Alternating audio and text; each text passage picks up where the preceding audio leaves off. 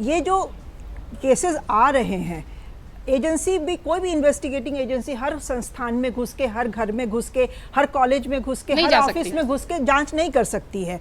तो सबसे पहला एक मैकेनिज्म, सेफ्टी मैकेनिज्म क्या होना चाहिए कि हर संस्थान में इस तरह की कोई भी शिकायत आए तो संस्थान अपने स्तर पे उसको पहले लेकिन सर टैकल करे और उसको रिपोर्ट करे। संस्था की तरफ से आज जवाब आ गया सुबह सुबह, उन्होंने कहा कि हमारे पास एक भी शिकायत नहीं आई। एग्जैक्टली। तो एक भी शिकायत नहीं आने की वजह क्या रही है? क्योंकि अब हर TCS तो बहुत बड़ी कंपनी है, Tata consultancy one of the top 10 में वर्ल्ड में आती है, और अगर उसमें इस तरह की शिकायतें हैं, गंभीर शिकायतें हैं, सेक्सुअल हैरेसमेंट टाइप तक की भी शिकायतें अगर हैं, तो आजकल सॉफ्टवेयर कंपनीज में खास करके बहुत रोबस्ट मैकेनिज्म है इससे डील करने का। तो ऐसी क्या वजह रही, ऐसी क्या मजबूरी रही कि जिसके खिलाफ ये केसेस हुए वो शिकायत नहीं कर पाए?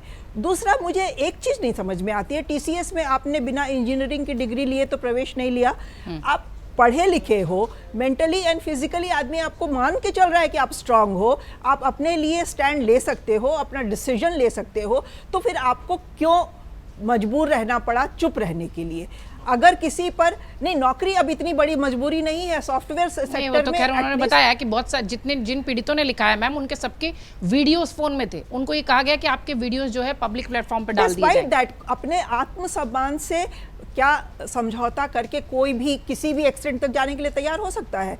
धर्म परिवर्तन, सेक्सुअल हैरेसमेंट, ये बहुत बड़ी बातें होती हैं, जिसको कितनी भी बड़ी मजबूरी क्यों ना हो, एक सेल्फ रेस्पेक्टिंग इंडिविजुअल इसको कभी ये नहीं करेगा, स्वीकार नहीं करेगा। तो उसने क्यों नहीं आगे बढ़ के रिपोर्ट किया? क्यों नहीं पुलिस संस्थान में नहीं सुना गया उसकी बात को? तो पुलिस के पास क्यों नहीं गया? कहीं कंप्लेंट उसने क्यों नहीं रजिस्टर कराई? तो कहीं ऐसा तो नहीं कि एक परसेप्शन की लड़ाई इस सेक्टर में भी शुरू की जा रही है कॉर्पोरेट जिहाद के नाम से? लव जिहाद हमने देख लिया, लव जिहाद इक्का दुक्का केसेस होंगे, लेकिन हिंदू मुस्लिम शादियां तो अपने मन से भी कंसेंटिंग एडल्ट्स कर रहे हैं ना, तो आप उस सारी शादी को क्या लव जिहाद का नाम दे देंगे और सारा उस पूरे प्रोसेस को ही क्या आप एकदम से मेलाइन कर देंगे? वो नहीं कर सकते हैं। तो पुलिस की इन्वेस्टिगेशन इसमें कभी कोई पुलिस के पास क्यों नहीं गया, क्यों नहीं हुई? TCS के पास अगर जानकारी आई तो TCS ने क्यों नहीं फॉलो किया?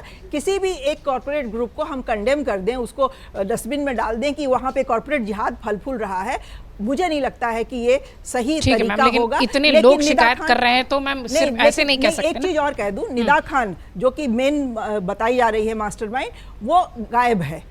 अरे इस देश में कोई, जबकि सॉफ्टवेयर इतने फुटप्रिंट्स होते हैं, कोई गायब कैसे हो सकता है? उनके वकील साहब बोले हैं मुंबई में है, भागी नहीं है, प्रेग्नेंट है। नहीं तो वो सामने आके कुछ बोल क्यों नहीं रही है? निदा खान, जिसको कि हम बलि का बकरा बना रहे हैं, उसने सामने आके अभी तक कुछ अपनी तरफ से कहा क्यों नहीं है? अगर आप ये वीडियो YouTube पर देख रहे हैं तो हमारे चैनल को सब्सक्राइब कर बेल आइकन दबाएं, और Facebook पर देख रहे हैं तो हमारे पेज को लाइक करें।